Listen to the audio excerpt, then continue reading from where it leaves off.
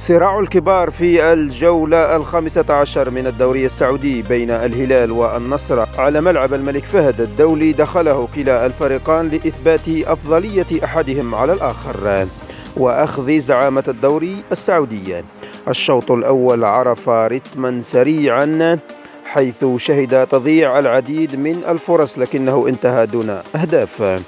ومع بداية الشوط الثاني سارت الأمور في اتجاه نادي الهلال الذي تمكن من افتتاح باب التسجيل في الدقيقة 64 عن طريق الصربي سافيتش برأسية محكمة. الصربيين كانوا في يومهم حيث سجل بعدها الصربي الآخر متروفيتش ثنائية في الدقيقتين 89 والدقيقة 2 من الوقت بدل الضائع من عمر اللقاء. المباراة شهدت في لحظاتها الأخيرة طرد مدافع الهلال علي بليهي في الدقيقة 3 من الوقت بدل الضائع من عمر اللقاء. نادي الهلال بعد هذا الفوز وصل للنقطة 41 في الصدارة، في حين يحتل نادي النصر المركز الثاني ب34 نقطة.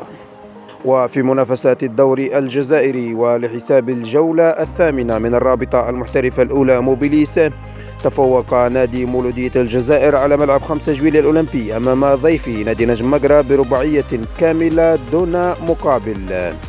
اللاعب سفيان بيزيد افتتح باب التسجيل في الدقيقة 6، ثم أضاف اللاعب زكريا نعيجي الهدف الثاني في الدقيقة 23، ثم عاد بيزيد وأضاف الهدف الثالث في الدقيقة 37، ثم ختمها اللاعب مرزوقي بالهدف الرابع في الدقيقة 81. نادي مولودية الجزائر بعد هذا الفوز وصل للنقطة 21 في صدارة الترتيب، في حين تجمد رصيد نادي نجم مقرة عند النقطة 11 في المرتبة السادسة.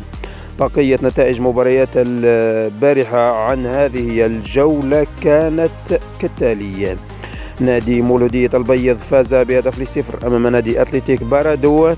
نادي مولودية الجزائر كما ذكرت فاز برباعية نظيفة أمام نادي نجم مقرة. ونادي شباب قسنطينة فاز ب2-0 أمام نادي اتحاد خنشلة.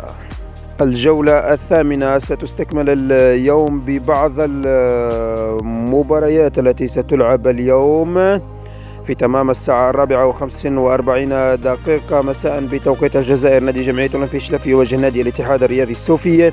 نادي شبيبة الصاورة يواجه نادي وفاق سطيف.